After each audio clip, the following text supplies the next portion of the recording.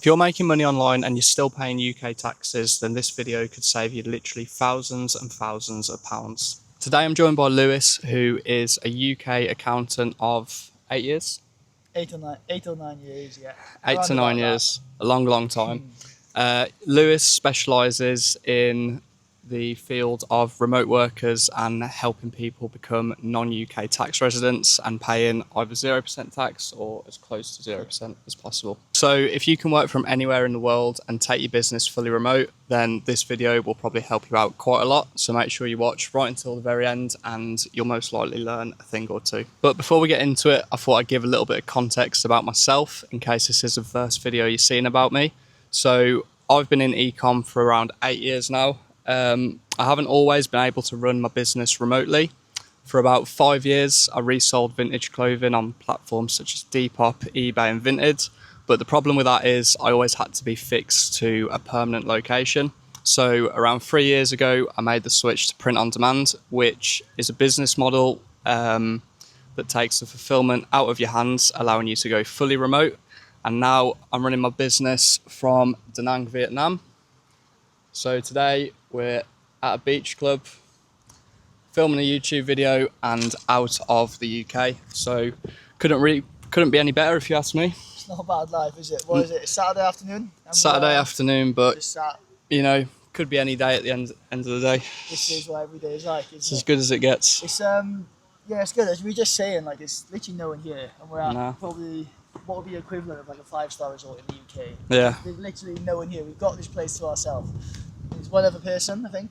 Yeah, it's just crazy. And obviously, as my income has been growing over the last couple of years since doing print on demand, and I've been spending more and more time out of the UK. You know, I spent a couple of months in Thailand last year. I'm 5 months deep into Vietnam. I've been looking at ways that I can legally reduce my UK tax bill. Because as we all know, UK tax is a complete rip-off and you get stung and ripped off at every angle. And that's pretty much how I met Lewis, and that's why we're filming this video today, so we can inform and help people who want to leave England. Or the UK. Or the UK, because Lewis is from Wales. From Wales, yeah. So yeah, my name is Lewis. I am a chartered accountant from the UK. I have been in this industry for around 10 years or so. I specialise in international taxation, more specifically digital nomads and entrepreneurs who are just fed up of living and working in the UK, handing over up to 50%, and in some cases even more of their income to the taxman. So I specialise in international taxation, and as it's an area I specialise in, I thought, why not do it for myself? So I left the UK around about a year or so ago. I've been living in Thailand, Bali, and now I've been in Da Nang for around 7 months. So I decided to leave the UK because, probably like yourselves, one of the main reasons was, of course, tax. Me being a chartered accountant and specialising in international taxes, I was fed up of seeing how much I was handing over to the taxman. And I think the UK has a lot of other issues that go deeper than tax. I mean, life is just so much better outside of the UK. I don't really want to be one of those to slate the UK, but life is pretty good in Southeast Asia. So that's why I left, that's what I do, and that is who I help. So obviously, to become a non-UK tax resident, you have to meet a certain criteria, and a lot of people aren't familiar with the criteria to become a non-UK tax resident. So obviously Lewis is going to explain that for us. So what does it mean to be a non-UK tax resident? So what it means to be a non-UK tax resident is, in short, if you're a UK tax resident, no matter where you are in the world, you are taxed on your worldwide income and gains. So if you are not a UK tax resident, long story short, any income that you earn from outside of the UK will not be subject to UK taxation. So if you're a non-UK tax resident and you earn money online, then that will not be subject to UK tax. But if you are a UK tax resident, that is when HMRC can still and will still come after you. So how is it legally defined? What's the kind of test that you have to go through to qualify for it? So this is actually quite complicated. There are a number of different tests which you have to work through. It's called the statutory non-residency test. There's so many different qualifying criteria for this, but long story short, it looks at how many days you spend in the UK, how many ties you have to the UK, and things like that. So if you spend below the certain number of days in the UK, you're automatically non-UK tax resident. However, if you spend over the prescribed number of days, you then look at the next text, and that then looks at how many ties you have to the UK. So things like, do you have family, do you have property, do you work there, and all that sort of stuff. So it can get quite complicated, and there isn't really like a one-size-fits-all with how many days you can spend in the UK. It does depend. Like for some people, they can spend a lot more than others, but the only way to really work that out is by working through the conditions. Of course, the easiest way is just leave the UK and don't come back and spend no time there. But if you do want to spend some time... People want to go back for things. So when people, for example, they want to go back for Christmas, you can still do it, but you just need to make sure you know exactly how many days you can spend, because your number of days might be different to my number of days, because I might have more ties. That's right, Because a lot of people think you can just start a business, leave the UK and you're exempt from tax, but it's obviously not how it works, is it? Doesn't work that way. I mean, I see that quite a lot. People think, oh, I left the UK, therefore I don't have to pay UK tax anymore. While that could potentially be true if they never return, but the year that they left, they could actually be subject to tax if they don't structure it correctly. So that's the common misconception I see. A lot of my clients, they think, oh, I moved to Thailand for 3 months. Don't have to pay any UK but tax. It doesn't work. If it worked like that, I think everyone would be doing it. It's not as simple as that, unfortunately. So that's why it's important to do the proper test, see if you qualify, so you can do everything legally and you don't get caught out by the government and stung with a tax bill or fines potentially. Yeah, it's super important, because I actually do see it quite a lot. You know, people come to me and say, oh, I left the UK on this date, and they just assume that they don't have to pay UK tax, but more often than not, it's almost never the case. You know, you need to make sure you're planning well in advance and knowing exactly how many days you can spend in the UK, because literally spending 1 day too long in the UK can trigger it on your worldwide income as well. So it's could have a nasty surprise. So what is a typical amount of time that you can spend in the UK? Obviously it's different for most people, but what is the typical time frame? So again, it depends on each individual person, but typical times you're looking between like 90 and 120 days. More often than not, it's usually up to 90 days a year. Sometimes it can be more, but sometimes it can be less. So it depends, but you know, a good ballpark figure is around 90 days. So around 3 months in the UK, 9 months out of the UK, and typically you'll qualify. Subject, obviously, I would caveat that to say, but some people, they can spend up to 120. Some can actually spend up to 182. But then others, they can only spend up to 45. So, but yeah, typically it's around 90 days, well, 89 to be exact, because 90 days is the threshold. So I always advise a couple of days less, just to give yourself a buffer. But yeah, you're looking up to 90 days in most cases, but not all. If you do want to spend more than the 90 days, you can also look at reducing the number of ties you have to the UK. So for example, so would that be like selling property? That's right, So if you own a property, we could look at selling that property obviously in a tax efficient way, and that would reduce one of the ties that you have, which could then push it up to 120 days and so on. So with planning, you know, over a couple of years, you can really bring your ties to the UK down. Not to none. Well, you could over like a 5-year time frame, but over a couple of years, you could really bring the number of ties you have to the UK down. And then, if you wanted to spend more time in the UK, you could. But I mean, I think 90 days is more than enough for most people. There we go then. 90 days is the magic number. Not always though. Okay, now we're going to move on and talk about who qualifies for this and how do you actually set it up in a legal way. So, Lewis, what do people need to do legally if they want to be a non-UK tax resident? So legally, the first step is we need to get you out of the UK tax system legally. So how that would work in practice is we would do a little bit of planning, work out how many ties, how many connections, and all that sort of stuff that you have to the UK. What we do then, we would set a leaving date that you actually want to leave the UK. The date that you leave, you'd either need to file a Form P85, or, which is probably the most likely scenario for most people, you would have to file a UK self-assessment tax return, and on there you need to fill out on the residency pages the exact date that you left the UK, and then under the exact date that you left the UK, And then we would need to fill out the residency pages just to sort of say under what case that you left, because there are seven or eight cases. I can't remember how many exactly, but basically we would need to work out which case would apply to the person. So the most common scenario for most people leaving the UK is case 1, I believe, which is working full-time overseas. So as long as we hit those specific conditions, we can then, the date that people want to leave the UK, we can claim what is split year treatment from that date. And as long as they meet the conditions, they would then leave the UK. And from that point, they would then be a non-UK tax resident. And as long as they hit the criteria and the conditions, any income earned after that date would not be subject to UK tax. Now, there are obviously a lot of caveats to that, but that is sort of the general overview. Once you are a non-UK tax resident, of course, then you have to worry about what sort of structure you are looking to set up. So where do we want to establish a company? You know, you've got options such as the UAE, Malaysia, Singapore, the list goes on. But again, it depends on what business you have, where your clients come from, and all that sort of stuff.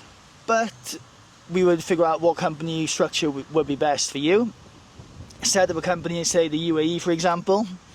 You would benefit then from low corporate tax. In some countries it's 0%, but you know, in the UAE they have introduced a little bit of corporate tax now. Once that company is then set up in whatever jurisdiction that we go with, we would then have to manage your personal tax residency. So as you can see, there are actually quite a different number of parts to this. Leaving the UK and becoming non-UK resident is the first step. Yeah. The second step then is just like figuring out what country we actually want to set your company up in. Then the third step is then your tax residency. So some people, they like to move around a lot and bounce between countries, which can work. Other people, they prefer to have a solid base somewhere. For example, UAE is a great example because there's no income tax in the UAE. Yeah. So really, it does sort of depend on the individual's circumstances. You know, a lot of my clients, they do like to bounce around, you know, from various different countries, which can work. But you just need to make sure that you don't trigger tax residency in whatever countries you are spending time in. Generally speaking, if you're spending like 6 months or a year in a specific country, then you are deemed tax resident in that country. Yeah. But there are nuances to that. So let's say you become tax resident in Thailand, for example. Thailand only taxes income that is remitted into the country. So you still could potentially pay little to no tax in Thailand. But You again, should be making it outside. that's right, yeah. But it's like super individual specific. So it's not always like, there's not always one best country or one best setup. You've got to really look at the bigger picture, where they want to spend their time, because it's quite. So it's important to like plan ahead, know where you'll be roughly, so you kind of don't trigger anything. That's right, yeah. And you see a lot of advice online. People will just sell like a US LLC or open up a company in the UAE. Well, yes, they do work, but that's just lazy advice in my opinion, because you have to really consider each individual person. Like I could tell someone, you know, go move to UAE, spend your time there. But then a lot of people don't actually want to move to that country. It does depend on the client, really. You know, I've got clients who spend a lot of time in Southeast Asia. Some like the Middle East, some like Europe. Europe's a bit more tricky. So it really does depend on the individual, yes, pretty much. That's right, So, yeah. Yeah, that's kind of why it's important. You explain your business to Lewis and he can set you up in the most efficient way for your personal circumstances. So now I want to talk about how this would apply to e-com sellers like myself. So obviously the business model, like I've mentioned, that I do is print on demand. And the primary base for my customers are UK, America, Europe. But obviously for the last 5 months I've been spending my time in Vietnam. So I've not yet registered as a non-UK tax resident for a few various reasons. I'm currently a sole trader in the UK, but if I were to register as a non-UK tax resident, would that be something that my business qualifies for? Yeah, so there's obviously quite a lot to unpack here. So the first thing is, would you qualify as a non-UK tax resident? Now again, assuming that you don't want to spend too long in the UK, then and you meet the conditions, then you would qualify as a non-UK tax resident. I know you said you are not. Despite my customers being in the UK, being in America, being in Europe. So this is what we would have to do with some planning. So let's for example, I'll give you a work client example. So I have a client who is living in Southeast Asia like yourself. Mm-hmm. He actually was still running a UK limited company, Yeah. and he was doing e-commerce like yourself with clients in the UK.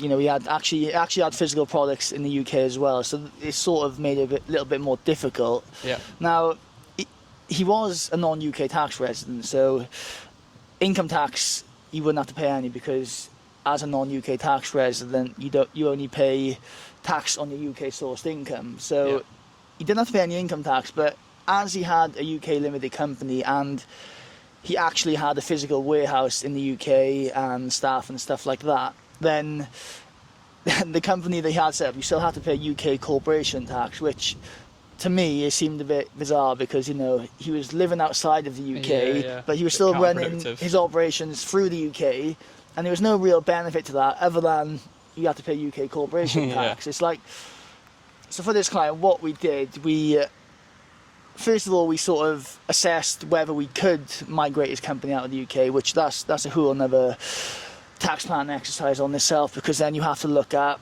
exit taxes and stuff like that. But so what we did is we transferred his physical UK limited company over to the UAE. Mm-hmm. So he actually saved, it's between 200 and 300k a year in corporate tax. He was running some big numbers. So we transferred the UK limited company from the UK to the UAE. Yeah. Benefited obviously from the corporate tax savings. Mm-hmm. And his personal tax residency, and he was already a non-UK tax resident, and he was a tax resident in a country with 0% income tax. So across the board, he's saving like 200 or 300k a year. But if he didn't do the planning, and he's just kind of restructured that's how right, he was running his business. It does get a bit more complicated trying to move a company out of the UK, and there is a little bit of costs involved, but in the long run, if you're saving that sort of money, it's like a no-brainer, to go for it. It just makes no sense. Like if you're living outside of the UK, then unless you've got like warehouses and factories in the UK, I mean, there's not really any other reason to have your company set up in the UK, because HMRC also look at where the company is physically centrally managed and stuff like that, and it can get quite complicated. But long story short, if you are living outside of the UK, you don't want to have a UK limited company set up. Yeah. So for my instance, being a sole trader, being in Southeast Asia, having UK customers but running the operations from Vietnam, that would be something that I could qualify for.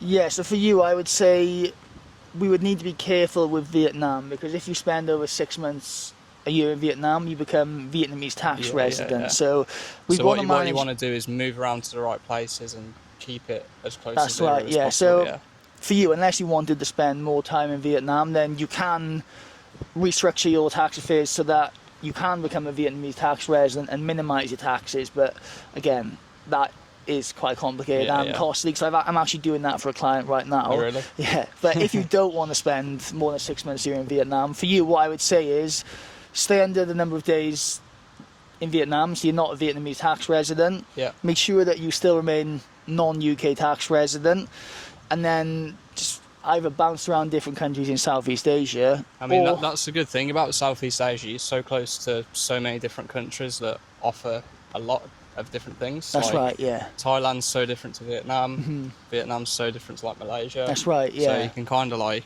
really change up your lifestyle just by getting a 1 hour, 2 hour flight. That's right. And then just on that, I would say there are actually some great options in Southeast Asia to become a tax resident and benefit from low taxes or little to no taxes. You've got Thailand. They've got some good tax incentives for foreigners like me and you. You've got Malaysia, which can be good, Indonesia. So there's actually quite a lot of options in Southeast Asia if you want to be tax efficient.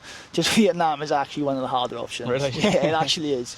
But there are ways around it, but it gets quite complicated. Maybe we can do a different video on that once I've finished doing the planning for this client. But it's looking like, he wants to spend the majority of his time in Vietnam, so we're looking at forming a company in Vietnam to get him a long-term visa.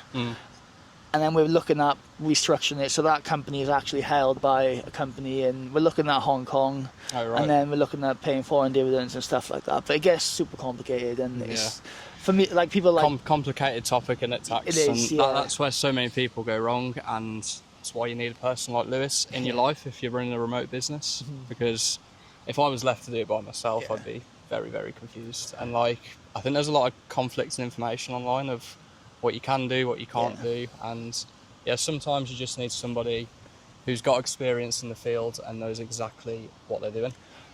I agree with that, and on that point about the conflict information, I would agree. There's lots of cookie cutter advice online, and it's generally, spend X number of days and this will work, and it's like, it could be right, but for most people it's not actually right, because you've got to take into account everything. And also, a lot of guys are not actually qualified to give this advice. I think it's an industry that is actually unregulated, I think. Oh, really? But in the UK, you have to be chartered and licensed. But I think a lot of these people giving advice online, I see the videos, and most of them I'm just like, that's more times than not, it's also just always not right. That's why it's kind of important to be chartered as well and have those certificates, qualifications behind you. So you can actually trust the person. It was 5 long years of exams, studies, and okay. So now I want to talk about at what point is it worth becoming a non-UK tax resident, because obviously it's a big commitment. It's not for everybody. You have to be earning a certain amount of money, so it's worthwhile registering and going through the process. So Lewis, what point is it worth doing? So I would say, if you're on the fence about leaving the UK and the only reason you actually want to leave is for tax purposes, I would say generally you're looking like 100k profit a year. Anything less than that, and it's like, do you really want to move your life, relocate overseas just to save a minimal amount of tax? But when obviously there's a lot of paperwork, a lot of setup, and it's a lot to go back on. And not just paperwork, it's like you are moving your whole life. Like you're leaving your friends, you're leaving your family, everything behind, and then if you're not going to save a lot in tax, I genuinely think it's 100k or less is sort of like not really worth it. But if you want to leave the UK anyway and you're already thinking of moving overseas, anything over like 50k is worth looking at restructuring.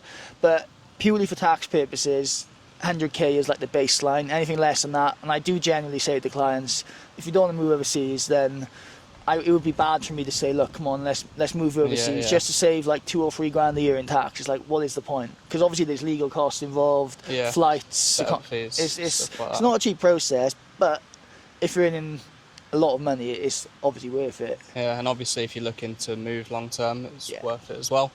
But it's good that you're transparent to your clients regarding how much you need to earn, the process, and not hard selling a service that people don't necessarily need. No, I don't, and that's the thing which I'm quite open about, because like I know we've both moved overseas, so we know what's involved. Like for a lot of people, they say that I'd love to move overseas, but then a lot of people are not actually ready to leave their family, leave their friends. It's a big switch up. It is, and then to save like 3 or 4 grand a year, like what is the point? But then if someone's like, I've had enough of the UK, I really want to move, I'm like, okay, well, this is sort of when it would be worth setting up. But anything less than 50k, you're wasting your time. 100k, then if you're in the UK and you're like on the fence, I'd say then it's worth looking at. But if you want to move anyway, then 50k, that is generally what is.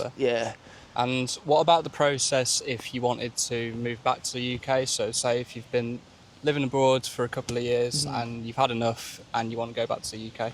So this is quite a important topic, because if you just move overseas, become a non-tax resident, and then return to the UK after a year or so, you could actually get caught under the temporary non-residency rules. Oh, really? So generally speaking, again, it's a lot more detail needed to go into this, but if you return to the UK within 5 years of becoming a non-UK tax resident, then HMRC could potentially tax you on your return. There's a big caveat, that's if your affairs aren't structured correctly. If you structure things correctly, then you could potentially get out of it. But generally speaking, if you're going to move overseas and then a year or 2 later move back, HMRC will probably look to say, no, under the temporary non-residence legislation, will tax you on your return. Now, obviously, you can structure things so that can't happen, but obviously that's why it's so important. If you are thinking of returning, you need to let your advisor know well in advance, because a lot of people think, oh, just... So again, it all pretty much comes down to planning and setting things up in the right way. Yeah, like I've actually had so many inquiries. They're like, I want to move to the UAE for a year, make loads of money, and then come back. I'm like, yeah, you can, but chances of you getting taxed on your return are quite high. You see with people, it's like pre-departure profits and post-departure profits. So again, it's really technical. But if like you go overseas, try and dispose of all your crypto and then move back, like that would... They won't have it, no. But again, it's super technical, but that's generally how it works. Yeah. But if you're looking to move overseas long term, then it shouldn't be a problem. But for a couple of years or so, you'd want to make sure you plan around that. Yeah, that's interesting, and I think that's a good point to raise, because obviously that's a big question for people. Like, you know, a lot of people probably do want to return in the future, so they want to know kind of what that process looks like, and if it is possible, if there'll be any costs involved. But I would say, as long as you plan correctly and structure your income the right way, then you can return to the UK. Like, you're not forced to never return to the UK. You can plan around it, but you just need to make sure that the planning in place. Correct, yeah. And now I just want to talk about what kind of businesses that you have helped, just so the people watching can understand if they might qualify with the business that they do. So just pick a few sectors that you've worked with. Yeah, so I've helped so many different industries and sectors. Generally speaking, it's people with a remote income that we can quite easily pick up and move anywhere. So I've helped guys in e-commerce like yourself. High ticket sales, a lot of clients are actually in that. I've got a couple of physical businesses that have helped relocate from the UK. That is quite tricky. Other industries I've helped, I've got e-commerce, high ticket sales, marketing agencies, just any sort of online agencies, coaches, consultants, there's a lot of different online businesses. It's just online service-based businesses, really. That is who I help mainly. With the caveat, obviously I can do anyone, but just when you have a physical business, it's a bit more difficult. It is a lot more difficult, So typically speaking, could you give an example of how much one of your clients have saved after becoming a non-UK tax resident? Yeah, so generally my clients save, you're looking 50 to upwards of 6 figures a year in tax they're saving annually. The reason for that being is because, like I said, I only really try to work with people when they're earning over a certain amount. But I'll give you one example, which is actually a really interesting example. So this client started working with me when he was earning around £20,000 a month, and he was still getting caught by UK tax. What would you pay in the UK on 20k a month? So what's that? Probably about 4 or 5k a month in tax. That's probably being generous. Very low end. You've got income tax, national insurance. You've also got student loan. True. You're pretty much looking at corporation tax as well if they're in a limited company. You're looking like generally 50% or something like that. So it's a lot that you pay if you're earning 20 a month. And obviously 20 grand is a lot a month, but now he's earning upwards of £50,000 a month. We've restructured his tax affairs, so it's all completely tax-free. And with those tax savings, he is now investing into property overseas. So from what he would have been paying in tax, he's now starting to build a property portfolio, all tax-free. And it's just like, that's one of my favourite examples, because to see him go from that, it's only been 6 months or so. Scaling, he is, And obviously, when you save on tax, you can invest in other areas of your business. So if you're saving even a couple of grand a year in tax, you can hire VAs, hire a part-time assistant, which obviously then scales your business that you wouldn't have necessarily been able to do if you were paying UK tax. That's the thing, saving on tax is good, but it's what you do with that money. You can buy back your time, you can give money to your family, your loved ones, you can fly your family out. Depends what you want, but just the money you save, it would be going to the government to do what with it? Who knows? Maybe we probably can't say that on camera, but I mean, you save a lot of money. You can literally increase the quality of your life so much just by restructuring. So it's definitely worth doing or thinking about for sure. Yeah. But I would also add one more point on that. I also don't just help people who are earning 20 or 50 grand a month. There are still some clients who are saving 20 or 30 grand a year, which is still not a bad result. It's still, I mean, any saving's a good saving, really. Save 20 grand a year, that's still a decent wage. That's a decent amount of money. Some people, that's right. So if you run a remote business and you're thinking about spending a serious amount of time out of the UK, then I'll leave a link to Lewis's Instagram in the description of this video, and he'll be more than happy to help you out if he can. And yeah, thank you to Lewis for coming along today and helping me make this video. No, more than welcome. It's been a pleasure, as always.